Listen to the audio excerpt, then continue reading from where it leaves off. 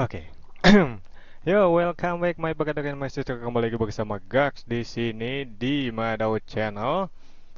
Kali ini di acara Makicau, mari kita cari tahu ciao. Oke.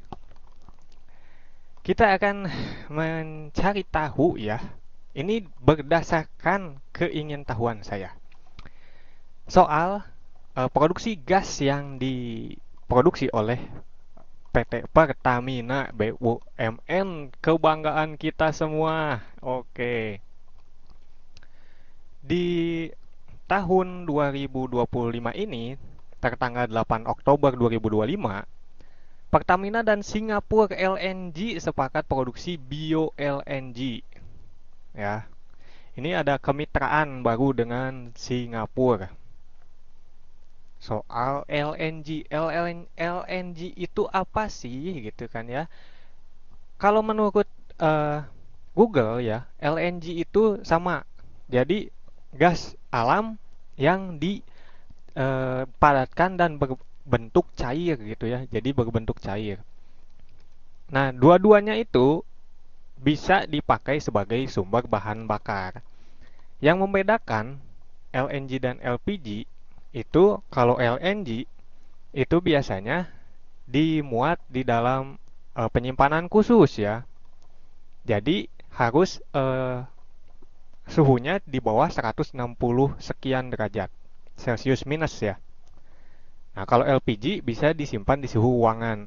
Jadi bisa dikemas dalam bentuk tabung sederhana yang kalian suka pakai ya, maupun melon ataupun yang warna biru atau yang warna pink itu ya. Berbeda-beda warnanya ya. Nah, kalau LNG ini biasanya dialirkan ke rumah-rumah warga lewat pipa-pipa kayak di Jepang, Cina, dan Korea.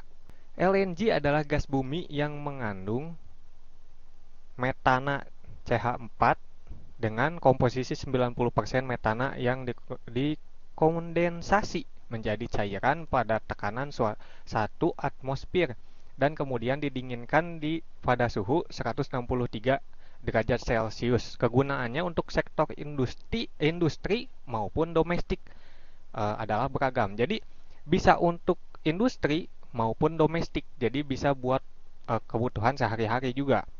Melansir Jurnal Teknik POMID Volume 3, Indonesia adalah salah satu negara yang memiliki cadangan gas bumi dan minyak terbesar. Yang besar ya.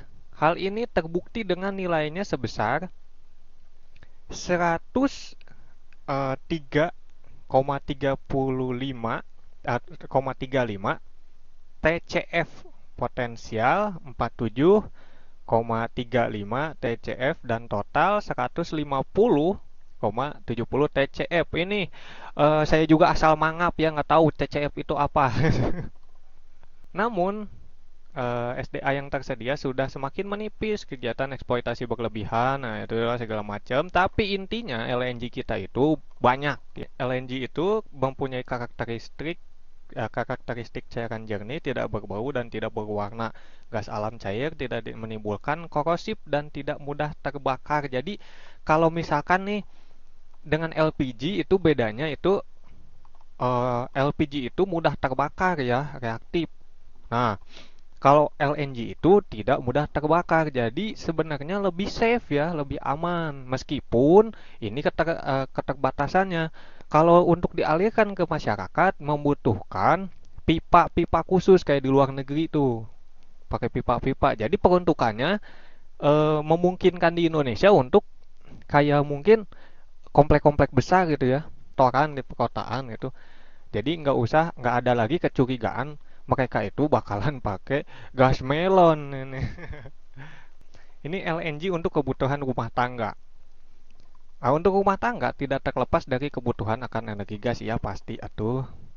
Nah, nah, gas alam ini lebih efisien, keamanannya lebih baik nih kelebihan LNG ya, dan menghasilkan emisi lebih sedikit. Nah, jadi LNG ini sesuai dengan apa ya, misi Pak Prabowo dan sebelumnya Pak Jokowi yang ingin mewujudkan atau apa ya, kedepannya di masa depan kita itu memakai energi yang terbarukan dan tidak terlalu ya menghasilkan eh, gas buang yang tinggi yang berdampak kepada pemanasan global ya.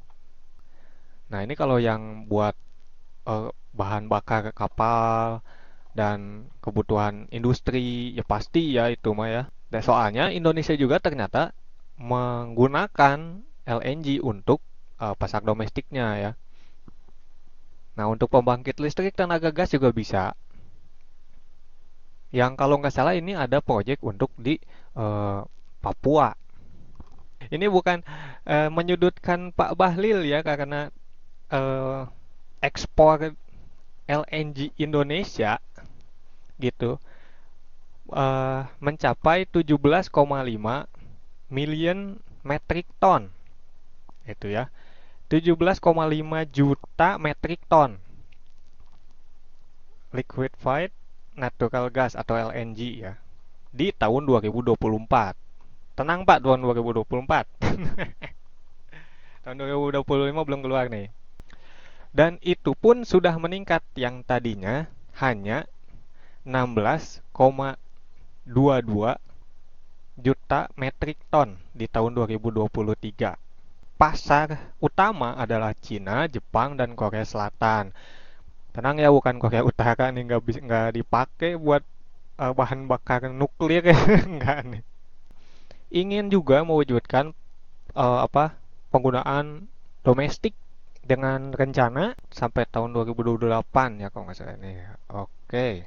Nanti mau bikin ini yang kayak saya singgung tadi sebelumnya, menurut JGC atau JGC,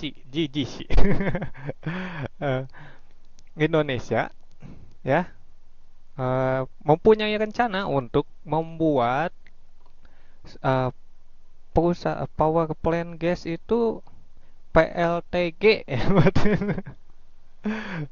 ya, pembangkit listrik tenaga gas di Papua Barat. Jadi kita bandingkan dengan jumlah impor LPG oleh Indonesia ya. Ya menurut ini Merdeka Liputan 6 dan Goodstat ya. Pada tahun 2024 total impor LPG Indonesia mencapai 6,89 juta ton dengan nilai sebesar 3,79 miliar. Nah, kayaknya ini miliar. Ini juga, oh ini million, berarti juta benar. Kalau ini miliar, bahasa Indonesia, oke. Nah, dari jumlah tersebut, sekitar 75 LPG subsidi 3 kilogram berasal dari impor. Jadi cuman sekitar 25% dari itu apa? Dari Pertamina. Dari domestik ya, dari dalam negara, dalam negeri, setara dengan 8,3 juta kiloliter yang merupakan kenaikan dari tahun sebelumnya sebanyak 8,17 juta kiloliter. Jadi dihitungnya kiloliter ya kalau LPG ya. Jadi kalau ini nih yang banyak kemakan hoax katanya di dalam tabung LPG ada air, pas dikeluarin air semua. Ya iya bodoh. Kan namanya juga LPG dicairkan, jadi dijadikan cair. Gitu ya. Jadi tahun 2024 Indonesia mengeluarkan sebesar 63,5 triliun untuk impor LPG. Ini pantas Pak Purbaya marah-marah kan ya. So, mengkaji ulang itu ya subsidi dan impor ya, mafia-mafia impor dengan produksi negeri hanya mencapai 1,98 juta metrik ton setara kebutuhan total sementara kebutuhan total mencapai sekitar 8,17 juta ton yang sebagian besar dipenuhi melalui impor. Nah ini ya, jadi tenang nih, tenang Pak Wali, tenang. Saya juga memaklumi kalau orang Indonesia itu kan banyaknya pakai tabung si melon gitu ya kan untuk kebutuhan sehari-hari. Jadi agak sulit apalagi kalau kita lihat medan infrastruktur di Indonesia itu berbeda dengan Korea, dengan Jepang, dengan Cina, itu pasti berbeda. Kalau mereka itu udah sedikit tertata lah ya, yang namanya pemukiman dan segala macam. Jadi kalau misalkan mau membuat nih ya, mau buat dipindahkan, konversikan dari LPG ke LNG, itu pasti keluar uang yang besar. Waktu dulu aja mau bikin BTS ya, tawar-tawar sinyal dikorupsi gitu ya, gimana ini nanti pipa-pipa, belum nanti ada penyimpanan dari itu ya, Pertamina-nya dengan suhu yang harus minus 163 ya, minus 163 derajat Celcius untuk penyimpanannya. Beda dengan LPG yang bisa disimpan di udara ruang. Nah, itu juga menjadi uh, pertimbangan ya. Tapi kalau kedepannya ini, kalau menurut saya, saran saya ini mah ya, yang bodoh ini, saran saya yang bodoh ini, yang mendingan pemerintah gitu ya, kan di sini di se di Sumatera, Jawa, Kalimantan ya, pulau-pulau besar sudah banyak lah ya, komplek-komplek besar atau pengembang-pengembang komplek besar dan apartemen, villa dan segala macam gitu ya, villa-villa besar gitu. Bisa lah mereka itu pakainya LPG gitu ya. Mungkin itu bisa mengurangi jumlah impor kita. LNG. Biar mengurangi jumlah impor kita, karena bukan kasus yang baru atau bukan rahasia lah ya. Kalau di Indonesia itu ada yang orang yang mampu tapi pakai gas melon. Di komplek-komplek besar ada yang pakai gas melon gitu kan ya, aneh. Padahal eh, jumlah atau tingkat kemiskinan di Indonesia katanya turun kan ya. Jadi turun di bawah 2 juta jiwa, atau sekitar 2 juta, 20 juta sampai 30 juta jiwa. Tapi eh, impornya, LPG-nya naik nih, apalagi subsidi kan. Naik subsidinya gimana nih gitu kan ya. Soalnya peningkatan rakyat Indonesia juga tidak sebesar itu, Bapak. Nah, tapi saya mempunyai harapan besar, nanti itu jadi LNG aja lah. Kita itu produksinya banyak, nggak usah banyak ekspor-ekspor juga, nggak apa-apa, dipakai buat domestik, Bapak ya. Nanti bisa dinikmati langsung oleh rakyat Indonesia. Saya bukannya sudon gitu ya sama Pertamina soal ekspor LNG ini ya, apalagi katanya pasar utamanya itu Cina, Korea, dan Jepang gitu kan. Kalau dipakai di Indonesia kayaknya bisa membantu rakyat yang lebih banyak lagi gitu. Bisa juga menekan tingkat ya emisi gas buang. Jadi di kayak misalkan ya kota-kota besar seperti di Jakarta, Bandung, dan yang lainnya, kan ini katanya pencemaran udaranya udah tinggi nih, bisa diperingan lah dengan cara ini.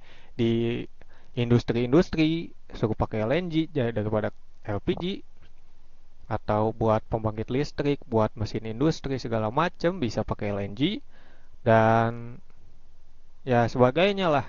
Soalnya kan mereka itu pasti kan, kalau perusahaan besar itulah punya lah alokasi dananya lah buat itu ya. Bisa ya pemerintah bekerja sama dengan swasta gitu. Jadi nggak usah dalam negeri terus itu BUMN terus. Saya lebih menekankan kepada perubahan yang nyata lah, yang cepat, yang nyata lah, daripada harus mengandalkan BUMN yang banyak faktornya gitu, belum faktor politik, ekonomi, dan yang lain-lain. Nah, jadi bagaimana pendapat kalian? Bisa call tulis di kolom komentar, atau bisa bantu juga channel ini dengan cara like, share, and subscribe, my brat. Nanti kita ketemu lagi di video-video selanjutnya dan ciao. Oh, yang terakhir ini Pak, LPG-nya jangan banyak di stop-stop, jangan banyak di eh, aneh-anehin Pak ya.